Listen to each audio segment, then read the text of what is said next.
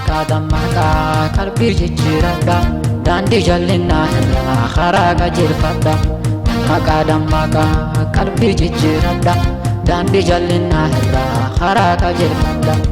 Yaa Waaqayyoo ga'ee dirdeebii nama qabu namni amma dammaqee lubbuun isaa laatu. Yaa Waaqayyoo ga'ee dirdeebii nama qabu namni amma dammaqee lubbuun isaa laatu.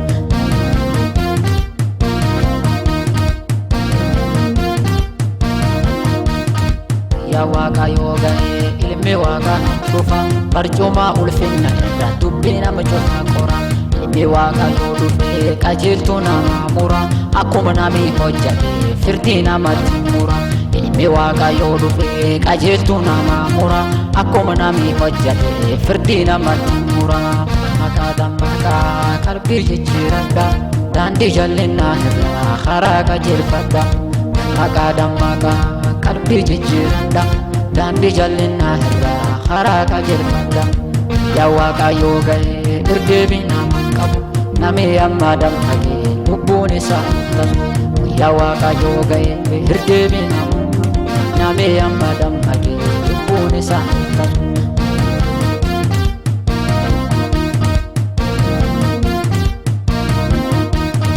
Ilmi Waaqayyoo fuula lamaan namina hagarii mirgaa qoode hagarii bitaatira. Warra harka mirgaa dubbate mirga bagalaa jedha. Warra harka bitaa caamoo abaarsu akka qabdan na biraa badaa jedha. Warra harka mirgaa dubbate mirga bagalaa jedha. Warra harka bitaa caamoo abaarsu akka qabdan na biraa badaa jedha. Makadamaka qalbii jijjiiradha daandii jal'inaa irraa karaa qajeelfadha.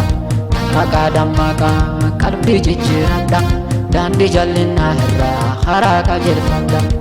Yaa Waaqayyoo ga'ee dirdeebii nama qabu namni amma dammaqee lubbuun isaa laatu. Yaa Waaqayyoo ga'ee dirdeebii nama qabu namni amma dammaqee lubbuun isaa laatu.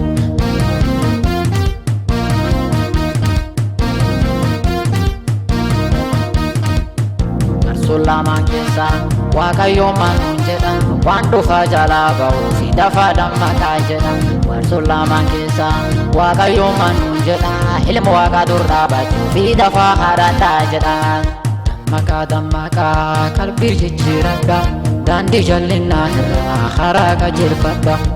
Makadamaka qalbii jijjiiradha daandii jal'inaa irraa karaa qajeelfadha. Yaa Waaqayyoo ga'ee dirdeebii nama qabu namni amma dammaqee lubbuun isaa laatu. Yaa Waaqayyoo ga'ee dirdeebii nama qabu namni amma dammaqee lubbuun isaa laatu.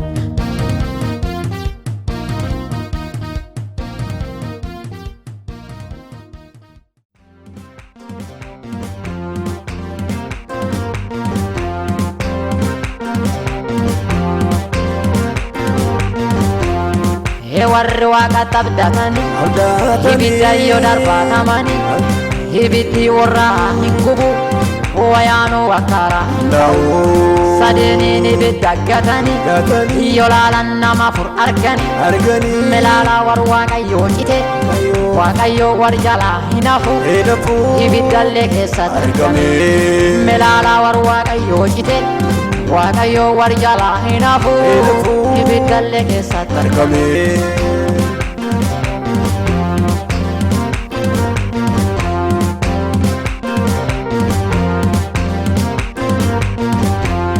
Istifaanos Waaqa abdate geelaaf dhagaachaan dhaaname atoo dhagaachaan dhaananu ilma Waaqaa mirga daawwate. Isa warra dhahaan na dhaantanii na dhaanaa anwaa arguu jira.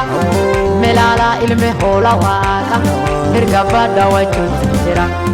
Milaalaa ilmi hoola Waaqa mirga daawwachuutu jira.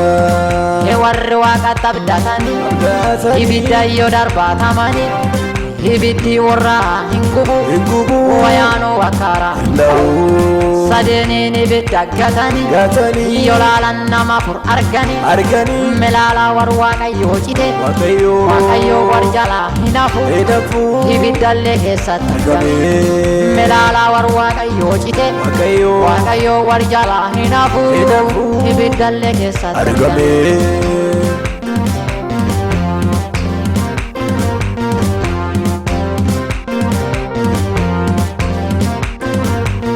Pauloof Sillaasee Wangeelaa maniidhaan sagachaan hijenna halkan saati jahan dammatte waaquu fi faarfachuu jalqabde irree waaqa achitti argamte barbaadii sibiila banamte gayyaate Wangeel lallabde irree waaqa achitti argamte barbaadii sibiila banamte gayyaate Wangeel lallabde warri waaqa abdatanii ibidda yoo darbaatamanii ibiddi warra hingubu wayaanoo wakkaara sadeenin ibidda gatanii yoolaalan nama fur arganii melaala war waaqayyoo cite waaqayyoo war jalaa hinafu ibiddallee keessatti argame melaala war waaqayyoo cite waaqayyoo war jalaa hinafu ibiddallee keessatti argame